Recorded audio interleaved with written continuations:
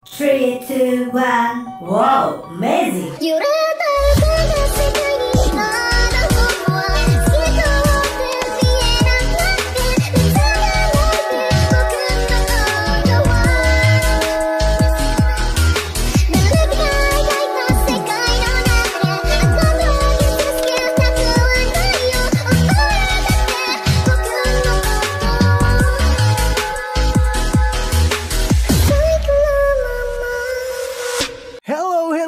My friend, Monami Watashi no Tomodachi. Balik lagi di cerita manhwa. Kita akan melanjutkan cerita dari Strongest Anti-Meta. Tapi sebelum kita mulai, gue mau ucapin thank you dulu nih buat kalian semua yang udah berdonasi di Super Thanks dan Saweria. Pertama-tama, ada Satria Agung 384. Bang, itu Anti-Meta udah chapter berapa kalau boleh tahu? Berdasarkan yang ada di video ini, chapter 291. Terus ada Markus Pranata, katanya, maaf bang, bisanya donate di sini. Nggak apa-apa Markus, thank you ya. Lanjut lagi ada Anonim, katanya, bang, gimana cara pakai donasi ini? Nah, itu udah bisa. Thank you ya Anonim. Berikutnya ada 2 kali nih, Onta, katanya juga Onta. Thank you Onta. Berikutnya lagi ada Raja Gaib, aka Bang Sam atau Bang Sam. Katanya, semangat terus buat admin dan lanjutkan cerita dari Global Killing Min. Nanti kalau dari sananya udah update, gue pasti akan update kok. Ditunggu aja ya, soalnya masih belum update dari sananya. Berikutnya lagi ada Wisnu Arya. Katanya, wah seru banget bang, kalau bisa lanjut terus sih. By the way, bikin agak panjang bang durasinya. Doain Mimin ya, biar rezekinya lancar. Jadi bisa nambah editor lagi. Thank you Wisnu. Buat kalian yang mau support channel ini dengan donasi, kalian bisa pilih antar Super Thanks atau Saweria. Tapi bagusnya sih Saweria ya, karena potongannya cuma 5%. Kalau Super Thanks 30%. Untuk Saweria, kalian bisa klik di pojok kiri atas. Atau kalian bisa cek di kolom deskripsi. Tapi untuk support, nggak harus dalam bentuk donasi. Dengan kalian menonton sampai habis dan memberikan like di video ini, itu udah sangat membantu mensupport channel ini. Kalian juga bisa join di grup Telegram dari komunitas cerita manhwa. Di situ kalian bisa sharing dan berbagi cerita dengan teman-teman baru. Dan nanti kalau gue ada masalah apa-apa tentang channel ini, pertama-tama gue pasti akan menginfokan terlebih dahulu di Telegram. Misalnya kayak gue telat upload, atau apalah itu. Makanya langsung join di grup Telegram ya. Tanpa perlu berlama-lama lagi, kita akan mulai aja ceritanya. Melanjutkan cerita sebelumnya, di mana Sukue memberikan buah pencerahan kepada Chiang Hongyan. Berpindah keluar istana, orang-orang dari kerajaan Tongtien sudah berhasil menyusul mereka. Kapten, apa kita masih harus mengikutinya?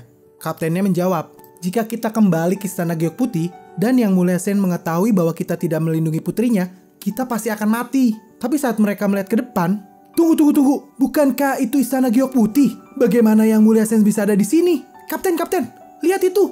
Kenapa semua penjaganya nggak ada? Tapi malah ada anjing itu. Anjing sialan! Berani-beraninya kau mencuri makanan di istana Giok Putih. Cepat turun! Ergozi yang sedang asik makan, kaget. Dan makanan yang ada di tangannya terlepas. Aduh, dagingku! Dasar sialan!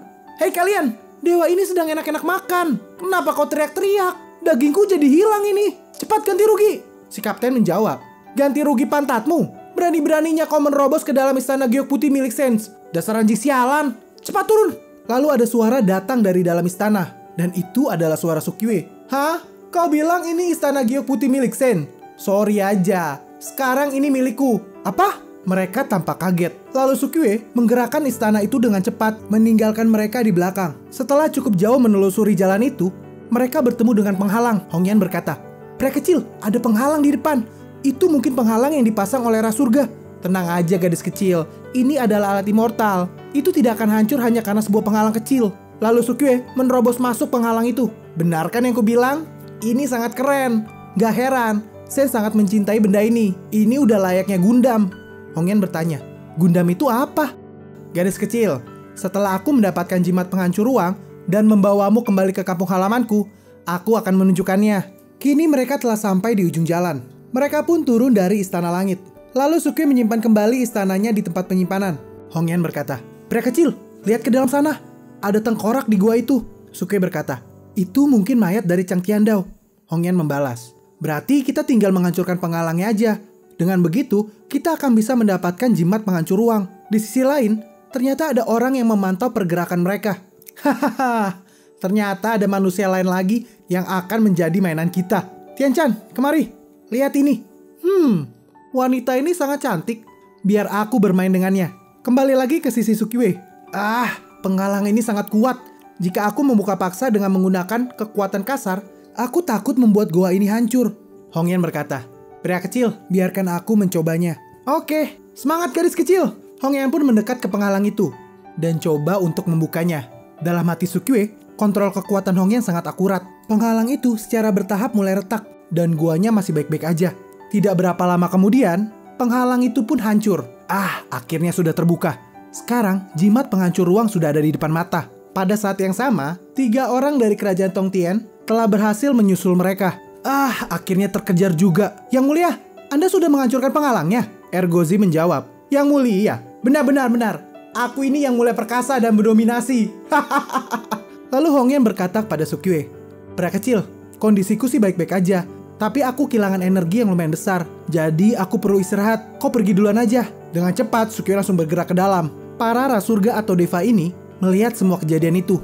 Apa? Manusia itu bisa menghancurkan penghalangnya dengan mudah? Salah seorang lagi mengatakan, "Seperti yang diduga. Wanita yang kuinginkan memang menarik." Orang yang satunya lagi berkata, "Penghalangnya sudah hancur sekarang. Dan ujian Deva akan segera dimulai. Kau perhatikan mereka. Aku akan melaporkannya pada ketua." Kembali kepada Sukiwe. Sukiwe kini berada di depan tengkorak itu.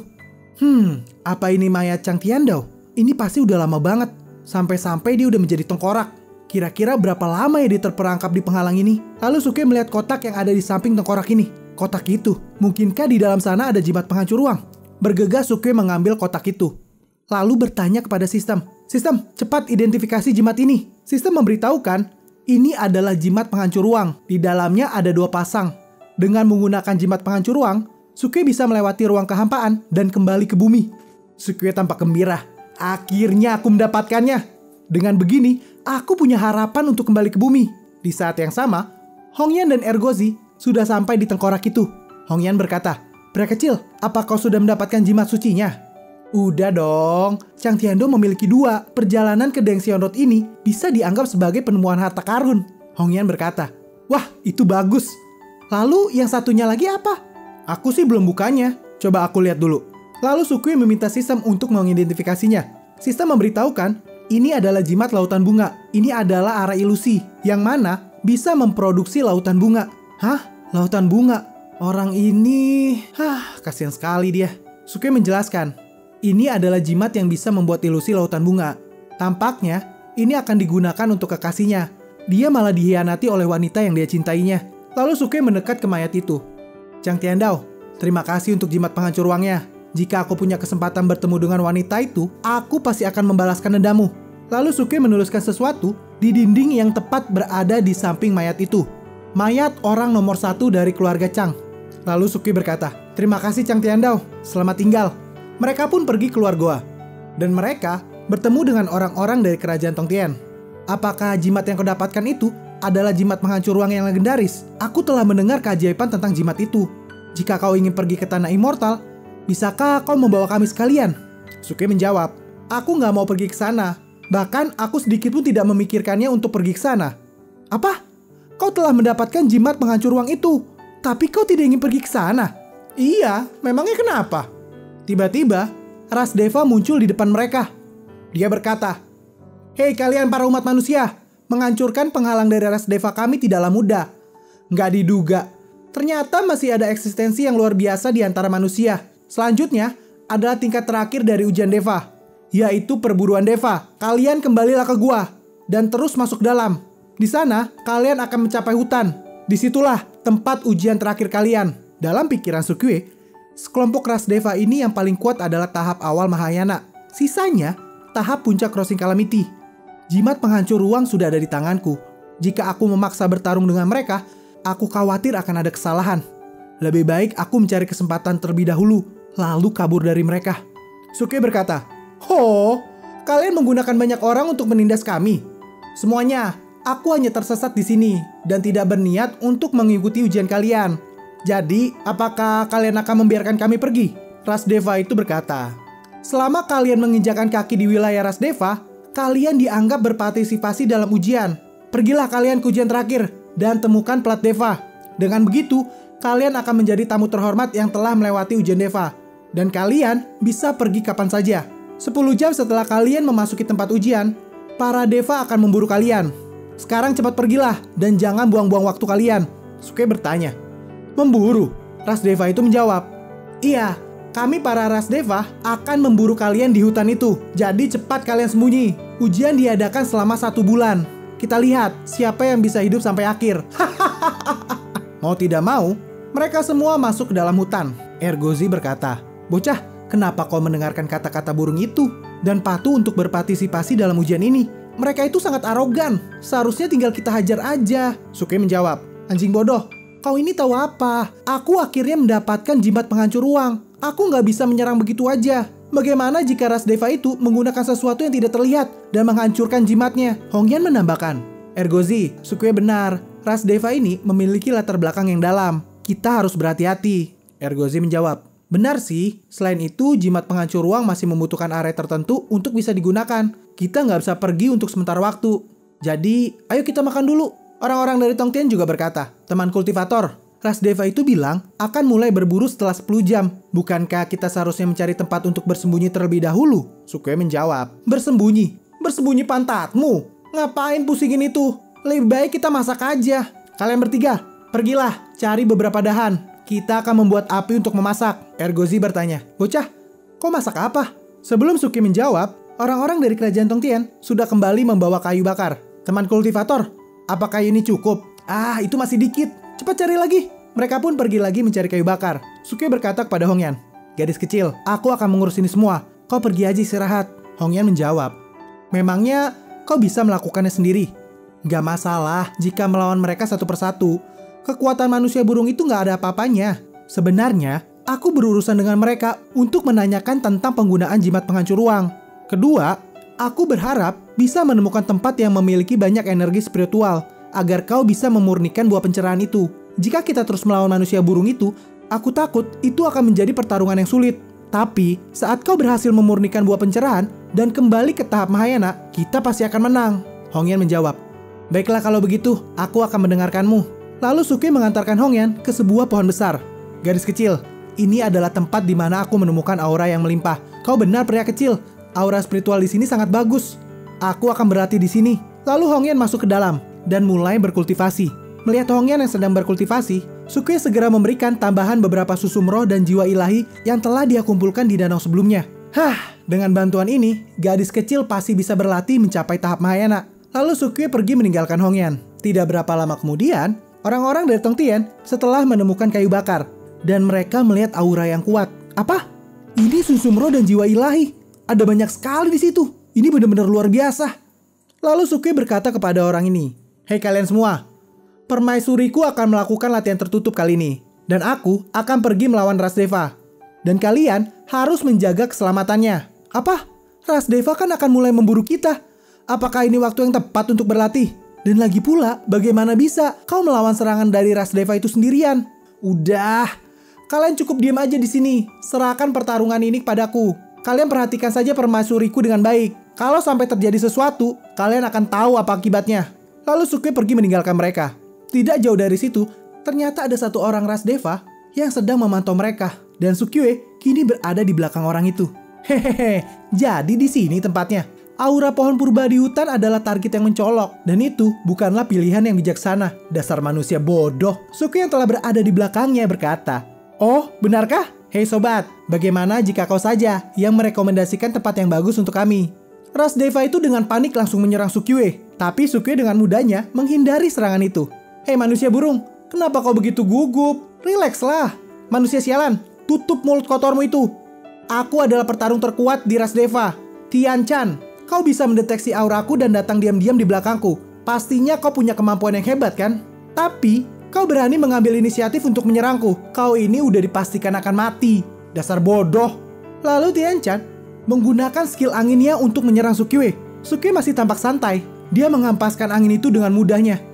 Lemah sekali. Tian Chan tampak emosi. "Dasar manusia sialan, akan kutunjukkan kepadamu seberapa kuat seranganku." Lalu Tian Chan menyerang kembali Sukue dan berhasil menangkap Sukue. "Dasar manusia lemah, baru begini aja kau udah tertangkap." Tapi tiba-tiba, Sukue bisa lepas dari genggamannya dan menghilang. Dan dalam sekejap, dia telah berada di belakang Tian Chan. Dan pukulan dari Sukyue berhasil menembus dada dari Tianchan. Tianchan tampak bingung. Hah? Kapan kau berada di situ? Hei manusia burung bodoh, ini adalah strategiku. Gimana? Apa kau udah bersenang-senang dengan klonku? Lalu Sukyue menarik tangannya dari tubuh Tianchan. Sistem pun memberitahukan bahwa Sukyue telah berhasil membunuh kultivator tahap awal Mahayana. Dan kultivasi Sukyue meningkat. Sekarang dia berada di lapisan kelima From Synthesis. Tanpa Sukyue sadari, ternyata sekelompok orang dari ras Deva melihat kematian dari Tianchan. Mereka langsung berteriak, "Manusia bajingan, pemburuan Deva belum dimulai. Berani-beraninya kau membunuh seorang Deva. Dasar manusia tercela. Sekarang ujian Deva akan dimulai lebih awal. Semuanya, cepat bunuh dia." Sukyue berkata, "Hahaha, baiklah, kita akan membuli kelompok bajingan ini. Lagi pula, aku juga punya sesuatu yang ingin ditanyakan kepada kalian." Dalam hati Sukyue, untungnya aku cerdas. Sudah memberikan jimat penghancur ruang kepada Hongyan sebelumnya. Sekarang, aku nggak perlu khawatir lagi tentang jimat penghancur ruangnya. Pedang petir ilahi di tangan kananku telah menyerap sejumlah besar kekuatan petir. Itu lebih kuat dari senjata immortal. Dan roda kehidupan kematian kuno berada di tangan kiriku. Itu bisa menyerap daya hidup mereka dan mengirimnya kepadaku. Dengan dukungan sayap api dan 3000 langkah petir, kecepatanku tidak akan terkalahkan. Ditambah lagi, dengan berkah dari fungsi perbaikan sistem, beberapa cedera bisa langsung disembuhkan. Ini adalah kekuatan tempur terkuatku saat ini. Kalian semua akan mati di tanganku. Pertarungan mereka pun dimulai. Seseorang dari ras Deva menggunakan kekuatan petir untuk menyerang Sukyue. Namun Sukyue berhasil menghindari serangan itu. Hahaha, kalian berani menggunakan petir di hadapanku? Akan kutunjukkan pada kalian kekuatan petir yang sebenarnya. Mereka semua panik. Apa? Anak ini bisa memicu kekuatan petir malapetaka. Kalian semua, cepat ganggu rapalan mantranya. Jangan biarkan anak ini menyelesaikan mantranya. Mereka semua langsung bergerak bersama menyerang Sukyue. Dan terlihat Sukyue berhasil ditusuk oleh mereka. Hahaha, kena kau. Tapi ternyata itu adalah klon dari Sukyue. Sukyue yang asli menyelinap untuk menyerang mereka. Beberapa dari ras Deva telah gugur di medan pertempuran. Hah, kalian naif sekali. Kalian pikir bisa membunuhku dengan mudah? Aku sarankan pada kalian, serang aku secara bersama. Peningkatan SP ini terlalu lambat. Para ras Deva tampak bingung. Dia jelas-jelas hanya berada di tahap From Synthesis. Selain Tianchan yang berada di tahap Mahayana, 3 dari anggota ras kita terbunuh satu demi satu. Satu orang lagi berkata, "Itu pasti hanya kebetulan. Dia punya metode rahasia yang belum pernah kita lihat sebelumnya. Jadi kita harus serius. Jangan sedikit pun meremehkan musuh kita." Mereka pun bersama-sama menyerang Sukyue. Lalu Sukyue menggunakan Evil Spirit Domain-nya. Mereka tiba-tiba terhenti. Sialan, ini domain. Kalian semua, cepat keluarkan pertahanan tahu kalian. Hahaha, kalian telat menyadarinya. Sekarang, rasakan seranganku. Mereka yang terhenti itu langsung diserang oleh Sukyue. Dan beberapa ras Deva lagi mati di tangan Sukyue. Sekarang hanya tersisa satu orang. Dengan cepat, Sukyue langsung mencekram lehernya. "Hei manusia burung, aku bisa mengampunimu. Tapi, kau harus menjawab pertanyaanku." Dia membalas, "Dasar manusia tercela, berani-beraninya kau membantai ras Deva kami."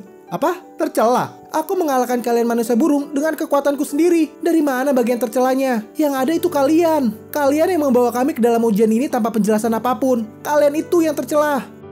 Sekarang aku tanya padamu. Jawab dengan benar. Apakah ada arai di ras kalian untuk menggunakan jimat penghancur ruang? Kalau kau menjawab pertanyaanku, kau bisa selamat." Dia menjawab, "Jimat penghancur ruang? Aku nggak pernah mendengar jimat semacam itu. Tapi ras Deva kami memiliki latar belakang yang kaya. Gak peduli area apa itu, kami pasti memilikinya. Benarkah? Aku harap itu memang benar-benar ada." Ras Deva itu berkata lagi, "Aku sudah menjawab pertanyaanmu. Kenapa kau masih tidak melepaskanku?" "Oh, aku pikir ras Deva itu sangat sombong. Tapi ternyata mereka masih peduli dengan hidupnya." Ras Deva itu berkata lagi, "Hahaha, kau gak bisa membunuhku. 1 bulan lagi, perburuan Deva akan berakhir dan segel hutan ini akan terbuka. Jika para tetua menemukan bahwa tidak ada ras Deva yang kembali hidup-hidup, mereka pasti tidak akan ragu untuk datang ke sini dan mencari kalian. Tidak ada seorang pun dari kalian yang bisa lari. Semua tetua ras Deva berada di tahap puncak Mahayana. Dengan basis kultivasimu, kau nggak mungkin bisa menang. Tapi jika kau melepaskanku, aku akan mengatasi hal ini." Mendengar perkataan itu, Sukyue tidak segan-segan lagi untuk langsung membunuhnya. "Hah? Kalau 1 bulan lagi, aku sendiri yang akan menemui mereka." Waktu pun terus berlalu. 1 bulan terlewat begitu saja. Chiang Hongyan pun telah berhasil bersatu dengan buah pencerahan. "Gadis kecil, apa kau berhasil?" "Pria kecil, aku sudah bergabung dengan buah pencerahan. Selanjutnya, basis kultivasiku akan bertahap kembali ke tahap Mahayana." Sukyue menjawab, "Syukurlah, Dengan begitu, jiwamu sekarang sudah lengkap, Hongyan berkata. Terima kasih pria kecil, kau mempertaruhkan hidupmu untuk menemaniku ke Swanchan dan mendapatkan kembali buah pencerahan. Sukue membalas, bukankah memang itu seharusnya? Aduh, Chiang Hongyan, masa cuma kata terima kasih? Kasih sesuatu yang lain lah. Biar para penonton senang, momen kemesraan mereka berdua tidak berlangsung lama. Arah yang mengurung mereka di ujian ini telah pecah. Chiang Hongyan bertanya kepada Sukue, pria kecil, saat aku latihan tertutup, apa kau bertarung dengan para ras Deva? Iya, aku membunuh semua manusia burung yang berpartisipasi dalam pemburuan. Gimana? Keren kan aku? Sukue melanjutkan lagi. Segelnya sudah terangkat dan mungkin ada arai untuk jimat penghancur ruang di wilayah ras Deva. Lalu orang-orang dari Tongtien berkata pada Sukue, teman kultivator, perintah yang kami dapatkan saat datang ke sini adalah untuk mencari cara mencapai tahap immortal bagi Saints. Jadi kami tidak ingin tersesat ke dalam wilayah ras Deva ini. Aku harap teman kultivator bisa mengerti. Kalau begitu, kita akan berpisah di sini. Sukue berkata, hei, apa yang kalian bicarakan sih? Bukankah kalian sendiri yang mengikuti kami ke sini? Kami nggak pernah memaksa loh. Mereka pun akhirnya berpisah. Dan Sukue langsung berangkat menuju wilayah ras Deva. Tempat tinggal ras Deva berada di gunung yang sangat tinggi. Jadi, sangat mudah untuk ditemukan. Sukue berkata, di depan sana adalah wilayah ras Deva. Jika kita masuk dengan gegabah, kita mungkin akan ditemukan oleh para tetua di tahap puncak Mahayana. Hongyan berkata, tenang aja, serahkan padaku. Lalu Chiang Hongyan menggunakan rumput Xianyin untuk menutupi aura mereka. Bagus gadis kecil. Dengan begini, kita tidak perlu takut ketahuan lagi. Ayo kita cepat pergi ke atas gunung. Mungkin arai magisnya ada di sana. Mereka pun langsung bergerak ke atas gunung itu. Dan mereka melihat sebuah arai. Ternyata benar, di sanalah arai magis itu. Ada 2 penjaga di pintu masuk. Seharusnya kita tidak akan ketahuan. Hongyan menambahkan, tenang aja. Asalkan kita tidak terlalu dekat dengan tahap puncak Mahayana, mereka tidak akan menyadari keberadaan kita. Sistem memberitahukan bahwa arai penghancur ruang terdeteksi. Sukue bisa mengaktifkan arai ini untuk menggunakan jimat penghancur ruang. Lalu Sukue menyampaikan kepada Chiang Hongyan, gadis kecil, ini adalah arai penghancur ruang. Dengan menggunakan ini, kita bisa kembali ke kampung halamanku. Lalu Ergozi berkata, tunggu. Kalian lihat itu, altar di tengah itu kosong. Arai magis ini pasti membutuhkan batu kunci untuk digunakan. Sukue merespon, batu kunci? Kalau mencari benda berharga seperti itu, seharusnya ditempatkan di bawah pengawasan yang ketat oleh ras Deva. Segera mereka bertiga pergi meninggalkan arai itu dan menuju ke tempat Patriark ras Deva. Patriark ras Deva berada di tahap puncak Mahayana. Chiang Hongyan menggunakan telepati untuk berbicara kepada mereka berdua. Di dalam sana, ada seorang di tahap puncak Mahayana. Menurutku, batu kunci itu pasti ada di dalam. Setelah menyelinap ke dalam ruangan itu, kita nggak boleh berbicara sedikit pun, bahkan menggunakan telepati. Rumput Xianyin memang bisa menyembunyikan aura, tapi di ruangan sekecil ini, tahap puncak Mahayana pasti bisa merasakan kekuatan spiritual. Jika dia mendengar kita pasti akan langsung ketahuan. Mereka pun menyelinap masuk dengan hati-hati, tapi mereka kebingungan karena ada banyak sekali barang yang ada di situ. Tapi Sukue melihat ada satu barang yang tampaknya spesial. Barang ini adalah kotak kayu kuno, dan itu ditempatkan di atas meja, di sebelah Patriark. Lalu sistem memberitahukan bahwa batu kunci itu ada di dalam kotak ini. Lalu Sukue memberikan isyarat kepada Chiang Hongyan bahwa dia telah menemukan barangnya. Tapi saat mereka berusaha untuk mengambil barang itu, tiba-tiba seorang pelayan perempuan datang masuk dalam ruangan. Dia membawakan teh dan makan siang untuk Patriark. Lalu Patriark meminta pelayan itu untuk menaruh makanannya di atas meja. Saat pelayan itu bergerak mendekat ke Patriark, Ergozi tampak kewalahan untuk menahan rasa ingin makannya. Karena perilaku Ergozi inilah, Patriark itu akhirnya sadar bahwa ada penyusup. Biasalah, Ergozi ini yang membiang masalah, jadi udah gak kaget. Patriark itu menyerang ke arah Ergozi. Serangan ini membuat penyembunyian Ergozi rusak. Karena sudah terlanjur ketahuan, Sukue memanfaatkan momen ini untuk segera mengambil kotak itu. Dan mereka bertiga langsung kabur dari ruangan ini. Patriark dari ras Deva sangat marah. Semua ras Deva, dengarkan perintahku. Seseorang telah menerobos ke dalam wilayah kita. Dan mereka telah mencuri batu kunci Deva. Ini adalah dosa yang tak termaafkan. Cepat hentikan mereka dan rebut kembali batu kunci itu. Semua orang mulai mengejar mereka. Ergozi tampak panik. Bocah, kali ini kita telah menusuk sarang lebah. Seluruh manusia burung itu mengejar kita. Bagaimana caranya kita lari? Kita udah pasti mati nih. Sukue berusaha untuk menghentikan pergerakan mereka. Ergozi, ambil batu kunci ini dan buka arai magisnya. Dengan cepat, Sukue melempar batu itu ke arah Ergozi. Woi bocah, jangan asal lempar aja dong. Untungnya, Ergozi berhasil menangkap kotak itu. Sukue berkata, gadis kecil, cepat kau bawa Ergozi. Aku akan menahan mereka di sini. Lalu Chiang Hongyan secepat mungkin membawa Ergozi ke arai magis itu. Patriark ras Deva sangat amat marah. Minggir kalian semua. Biar aku yang mengurusnya. Sukue menyambut kedatangan patriark ini. Hahaha, Taha Puncak Mahayana ya? Ayo kita mulai pertarungannya. Patriark itu langsung mengeluarkan skillnya menyerang Sukue. Tapi Sukue menggunakan pedang petirnya langsung menebas serangan itu. Pertarungan kedua orang ini cukup alot. Berpindah ke Chiang Hongyan, di mana dia sedang berusaha cepat untuk membawa Ergozi ke area magis. Tapi orang-orang dari ras Deva tidak membiarkan itu. Serangan demi serangan dilancarkan ke arah Chiang Hongyan. Sampai saat ini, Chiang Hongyan masih bisa berhasil menahan serangan itu. Ergozi berkata, "Aduh, bukannya bocah itu bilang akan menghentikan mereka? Kenapa banyak sekali yang datang?" Chiang Hongyan berkata, "Ini adalah sarang ras Deva. Nggak mungkin pria kecil itu bisa menahan mereka semua. Sekarang kita nggak bisa bertarung. Kita hanya bisa melarikan diri." Para orang-orang dari ras Deva tidak kenal menyerah. Mereka terus mengejar Chiang Hongyan. Di tengah serangan petir mereka, Ergozi berkata, "Yang mulia, apa nggak masalah melarikan diri seperti ini? Para pengejarnya semakin banyak. Bagaimana bisa kita membuka area magisnya?" "Ergozi, kau benar. Jadi kau aja yang buka area magisnya.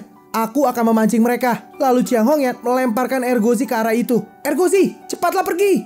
Ergozi berkata, "Aduh, semua beban ini diserahkan kepada aku. Sial banget." Berpindah ke Sukue, dia masih bertarung dengan alot dengan patriark itu. Sial, manusia burung ini benar-benar gak mudah dikalahkan. Meskipun sama-sama berada di tahap puncak Mahayana, dia lebih kuat dari Kinwei. Di sisi lain, Chiang Hongyan mengeluarkan serangan esnya kepada para ras Deva itu. Di posisi ini, Chiang Hongyan masih memimpin. Terlihat para ras Deva tidak mampu melawan Chiang Hongyan. Seorang tetua dari ras Deva tampak kesal. "Manusia sialan, berani-beraninya kau melukai murid ras Devaku. Kau harus membayarnya dengan nyawamu." Tetua itu bergegas menyerang Chiang Hongyan. Tetua ini berada pada tahap puncak Mahayana. Mereka berdua sekarang hanya bisa berharap pada Ergozi. Berpindah ke Ergozi, kini dia berada tepat di tengah arai. Bisakah aku cuma meletakkannya aja? Atau aku harus melakukan yang lain? Sebelum Ergozi meletakkan batu itu, para ras Deva telah mengepung dia. "Hei anjing sialan, jangan bergerak. Apa yang kau pegang itu? Cepat serahkan." "Aduh, tampaknya ini udah berakhir." Ras Deva itu berkata, Tunggu, yang di tanganmu itu batu kunci. Ternyata anjing ini dan kedua orang itu adalah satu kelompok. Cepat tangkap dia." Dengan cepat, Ergozi mencoba menyembunyikan batu itu. Para ras Deva mengancam, "Cepat serahkan batu itu, atau kami akan membunuhmu sekarang juga." Tapi Ergozi tetap tidak mau memberikan batu itu. "Anjing sialan, kau berani melawan?" Dalam hati Ergozi, "Aku nggak peduli. Jika ini nggak bekerja, jangan salahkan aku ya bocah." Segera Ergozi menaruh batu itu di tengah arai. Bersamaan dengan itu, para ras Deva menyerang Ergozi. Setelah serangan itu, kepulan asap menutupi arai ini. Mereka masih bertanya-tanya, apakah anjing itu udah mati? Udah, nggak peduli anjing itu mati atau enggak. Kita ambil batu kuncinya aja, lalu serahkan pada patriark. Tapi tidak perlu menunggu lama, tiba-tiba arai ini aktif. Cahaya menyilaukan keluar dari arai itu. Tunggu. Cahaya apa ini? Mereka tampak panik. Arai itu telah diaktifkan. Di tengah arai, Ergozi berkata, "Aduh, kau tahu nggak sih? Itu menyakitkan. Semua bulu serigala dewa ini telah diledakkan olehmu. Sekarang, bagaimana cara kalian membayar kompensasi atas kerugian ini?" Para ras Deva makin panik. Dia telah menggunakan batu kunci untuk membuka arai. Cepat hentikan dia. Orang-orang itu mencoba menyerang arai ini. Tapi arai ini sangat kuat, tidak bisa diserang. Mereka pun terpental karena serangannya sendiri. Cahaya yang benar-benar menyilaukan terpancar keluar dari arai ini. Seluruh suku ras Deva tampak kaget. Suku yang sedang bertarung dengan patriark juga melihat kejadian ini. Tampaknya Ergozi berhasil. Arai sekarang terbuka. Akhirnya Ergozi melakukan sesuatu yang berguna. Patriark itu berkata, "Bocah bau, itu adalah arai kuno yang diturunkan oleh ras Deva selama ribuan tahun. Berani-beraninya kau membukanya dengan kasar. Apa yang ingin kau lakukan?" "Hah? Kau tanya?" "Yang ingin aku lakukan? Aku cuma pingin pulang ke rumah." Segera Sukue bergegas meninggalkan patriark itu. "Gadis kecil, arai itu udah terbuka. Ayo kita cepat masuk." Sukue langsung menggenggam tangan Chiang Hongyan. "Gadis kecil, apa kau baik-baik aja?" "Aku baik-baik aja kok. Ayo kita pergi." Akhirnya mereka sampai di depan arai. Ergozi berkata, "Bocah, akhirnya kalian di sini." Sukue langsung berteriak, "Udah, cepat masuk dalam arai. Aku akan menggunakan jimat pemecah ruang." Dari arah belakang, sekelompok orang dari ras Deva masih mengejar mereka. "Semuanya, gunakan sihir kalian untuk menyerang mereka. Cepat hentikan mereka." Serangan yang dikerahkan mereka ditahan oleh Sukue menggunakan skill dari Heavenly Thunder Seal. Tabrakan kedua serangan itu mengakibatkan ledakan yang luar biasa. "Aduh, terlalu banyak orang. Aku nggak bisa menahan semua serangannya." Sukue tampak sedikit terluka. Chiang Hongyan langsung membopongnya. "Pria kecil, apa kau baik-baik aja?" Gak apa-apa kok, tenang aja. Aku akan sembuh dalam sekejap. Kita harus cepat pergi. Sekarang mereka sedang tertunda untuk sementara waktu. Ini adalah kesempatan kita. Segera Chiang Hong-yen menyerahkan jimat pemecah ruang kepada Sukye. Sukye berkata, terima kasih gadis kecil, karena sudah menjaganya untukku. Segera Sukye mengaktifkan jimat pemecah ruang. Sistem memberitahukan, jimat pemecah ruang berhasil diaktifkan. Lalu dia bertanya, kemanakah Sukye ingin diteleportasi? Sistem, kau nanya aku ingin kemana? Udah pasti, aku ingin ke bumi. Dengan pengaktifan jimat pemecah ruang, video ini pun berakhir. Aku yakin kalian pasti penasaran dengan video kelanjutannya kan? Makanya, subscribe channel ini dan nyalakan juga lonceng notifikasinya agar kalian tidak ketinggalan video-video kami berikutnya. Jangan lupa juga untuk like, komen, dan share ke sosial media kalian agar makin banyak orang yang kenal dengan channel ini. Sekian dulu video dari cerita manhwa kali ini. Sampai jumpa di video berikutnya. Sayonara. This is cerita manhwa untuk lo semua. Jangan lupa sawer jika kalian suka. Hei kalian, mohon perhatian. Ini ku persembahkan untuk kalian. Aku butuh cuan untuk kebutuhan, karena editor pun butuh asupan. Lirik ini tanpa kepalsuan. Dengan ini cukup sekian. Terima kasih.